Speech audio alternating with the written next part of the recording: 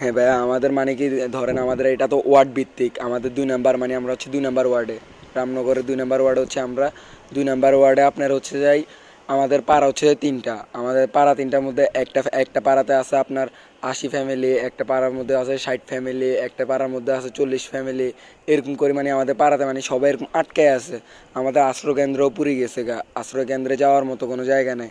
এখন যারা মানে যাদের বাসায় আছে ওরা মানে ওদের বাসায় পানি উঠে গেছে, হাঁটু সমান পানি কারো বাসায়, কারো বাসায় আপনার খাটের উপরে পানি উঠে গেছে, ওই জায়গায় মানুষ আছে। আমরা এখন মানে কি তাদেরকে শুকনা খাবার দিব যে মানে ওরকম কোনো আমাদের কোনো ব্যবস্থা নাই, আমাদেরকে মানে কেউ খাওয়ার দিতেছে না বা প্লাস কোনো আমরা মানে কোনো সুবিধাই পাচ্ছি না। মানে আজকে শুধু একটা গাড়ি আসছে, ওই গাড়িতে অনেক রিকোয়েস্ট করে হ্যাঁ শুধু আমরা 50 প্যাকেট শুধু খাওয়ার নিছি।